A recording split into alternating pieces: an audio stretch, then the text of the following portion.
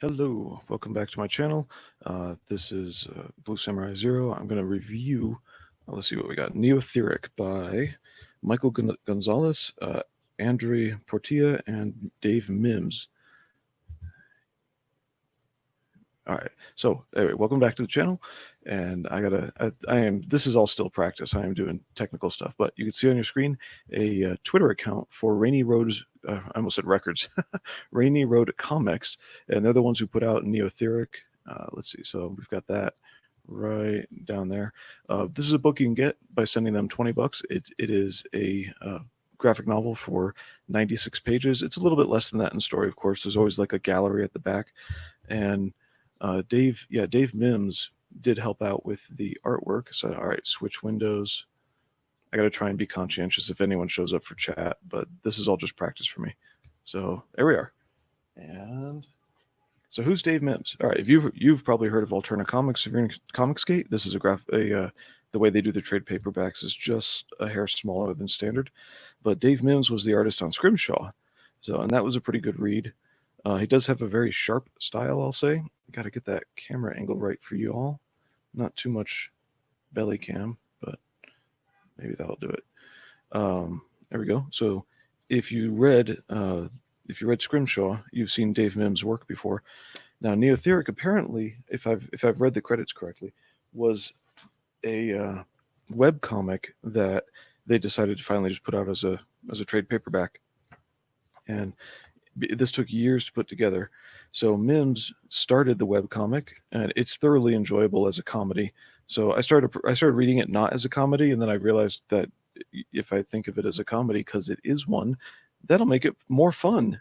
It does. It really works. So, but at some point, Mims stopped helping out working for the team, and then who else came up? Get this correct. I don't want to miscredit anybody. Andre Portilla took over, and so there's a stylistic change in the middle of the book. I hope that's not too loud. Oops. Yeah, there we are. So we got a stylistic change in the middle of the book. Not a big deal. The character design does change a bit. Threw me off on the little kid who's involved in the story. So let's get into the story. The story starts hundreds or 65 million years ago, and this spaceship lands with Tweedledum and Tweedledee in it. That's my nicknames for them. And that's all the way back here. That's what we see. And so they are pretty antagonistic towards each other, like worse than sibling rivalry. And then we see all these dinosaurs as they're talking. We jump ahead to modern day, and the first thing we see is some dude on a park bench reading a book or in his phone or whatever, and he sees what's coming out of the sky. He panics. He doesn't know what to do. There are people all around.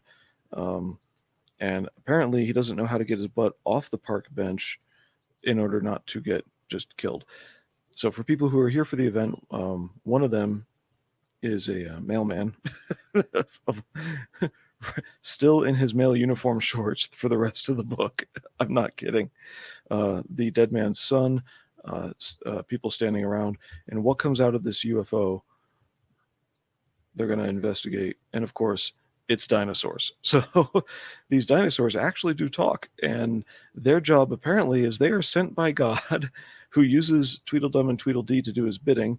There's a few dirty, unnecessary jokes in there about that, but to go after different planets, there we go, and sort of thin the life on different planets. I'm looking for a particular page now. So the dinosaurs here, they need a ride, just because why walk? Here we go. At some point, because things are going wrong, here's God. One joke God's pissed. That's what it is. Now because this is fiction, I don't really know if I should be looking at this as blasphemous or mocking God. He's just a character in a book about dinosaurs chewing people up on Earth. So what is kind of funny is just how he orders these two bumbling ones around. Notice they're not that small. So, but he lives on his little island. The big joke I like about God in here is that there are a few scenes where people say, "Oh God," and then they cut to him on his, sitting on his little tree thing, and he's like, "What? What do you want?" So they did that just a couple times. It's not overdone. Anyway, it's a kind of a ripping little adventure from there on out. Um, it is intended to be funny. There's a lot of death. There's a little bit of heroism in that our T-Rex essentially fights Satan.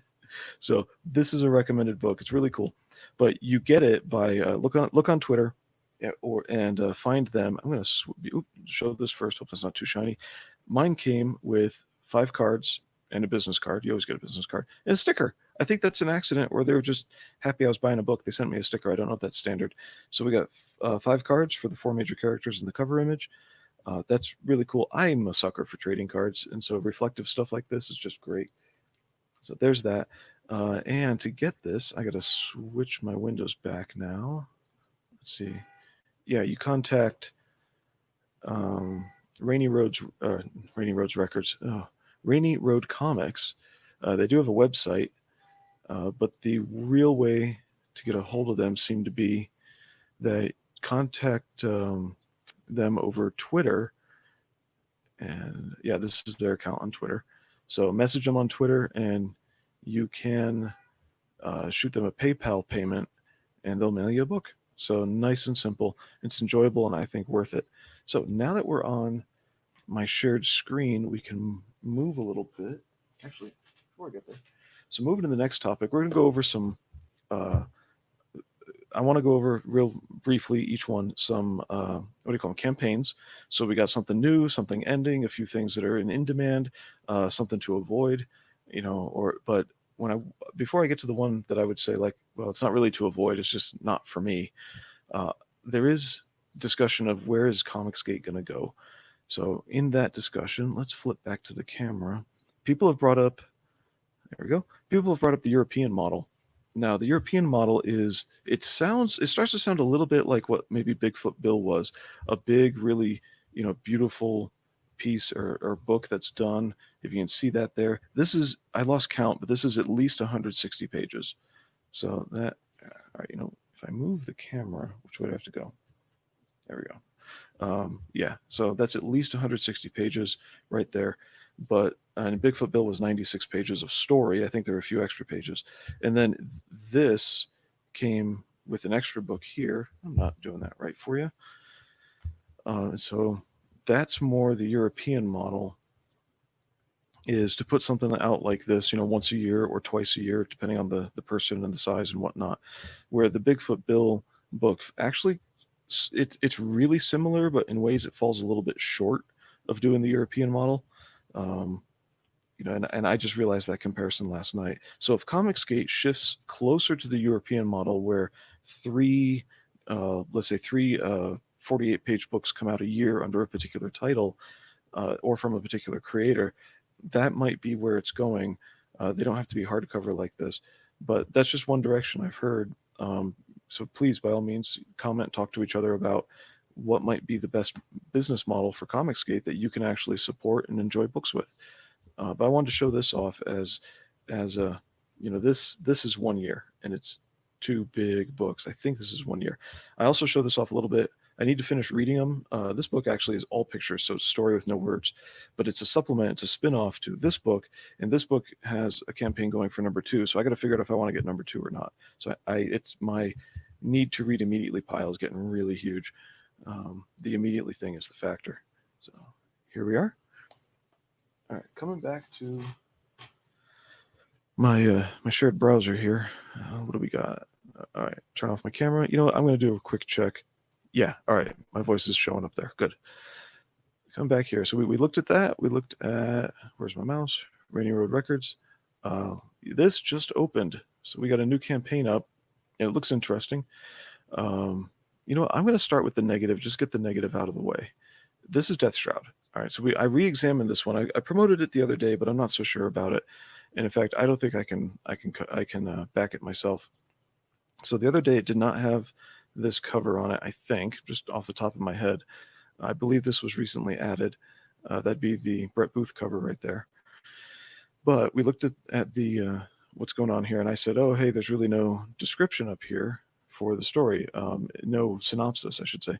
Deathshroud is an action-packed anti-hero adventure for fans of other books. Alrighty, gonna scroll down and get some water.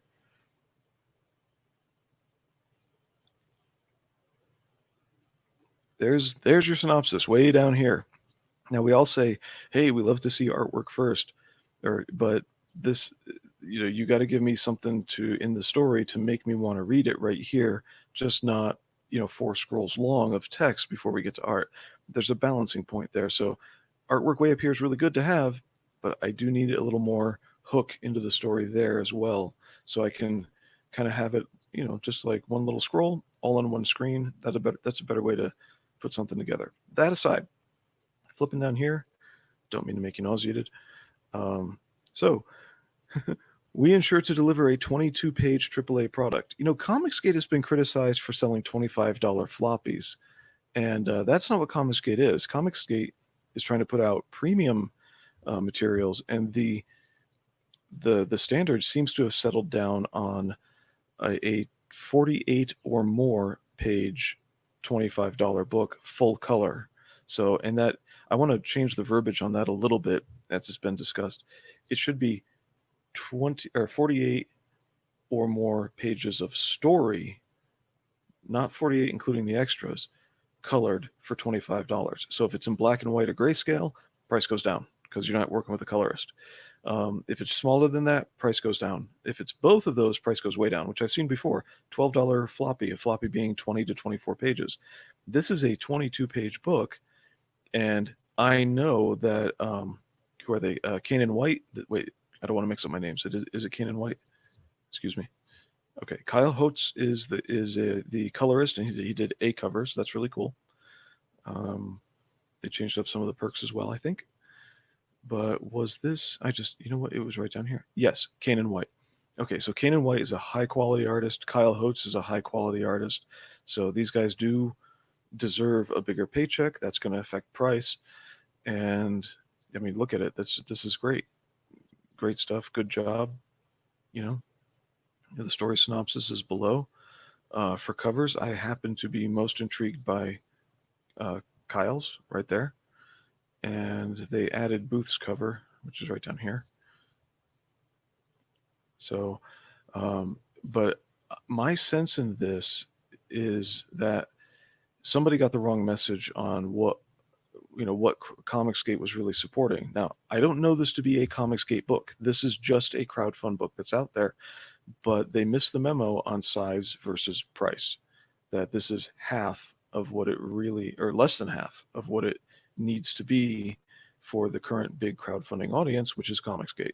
So the next thing that it looked like to me was, because up top originally was the Ryan Stegman cover before they added this perk. And so it's like, okay, there's a name because he did, and here's his cover because he did Venom. I almost said Spawn, excuse me. I was thinking of Venom. He may have done Spawn. I haven't looked. I don't know. But so he's big for coming off of Venom right now with Donny Cates.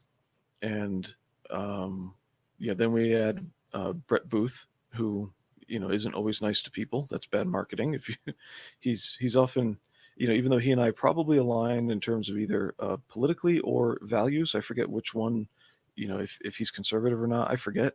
But it reminds me of like church, where if people come against you, and people at church used to be like, oh, they hate us because we're Christian. It's like, no, you individually, in particular, fellow churchgoer, just happen to be a jerk. So Booth is actually noted for being kind of a jerk and then blocking people. That doesn't entice me. So putting his cover on here doesn't entice me to back the book. But even without that, as much as I really respect Kane and White, and I really like, and I mean, like, he does a great job. He's part of Comicsgate already. And Holtz, I also think, is just a wonderful artist in terms of the work he puts out. Don't know anything about him personally. This pricing is off for me, that I can't, I was really on the edge of it. I can't violate my own personal algorithm on how I bother to afford books. And then they threw Brett Booth on there, and I'm like, yeah, okay, we're good. I'm moving on. So there's that. Let's just close that tab. So there's some out loud thinking about Comicsgate. So we got a new book coming up, and here's why I did the other one first. It is only a 33-page one-shot, but they have chosen. Now remember, you can charge whatever you want. If on the tab I just closed, they want to charge more, that's up to them, obviously. But here's the standard cover or variant cover on The Last Goodbye by Embry, Brinley, and oh geez, I'm sorry, Magne. Sorry, Magne, or is it Magne? So my apologies. But those are 15, and that's their choice. They chose to choose 15, hoping to sell enough books. And looking at their base goal, I checked this for the United States. It's going to be $5 shipping because I got a VPN in the United States. And if they get 100 backers doing just the basic book, they're funded. That's it. So let's flip down. No, synopsis first. Let's see. Edgar. Oh, sorry, something popped up. Edgar is guessing his lifestyle and the choices he's made.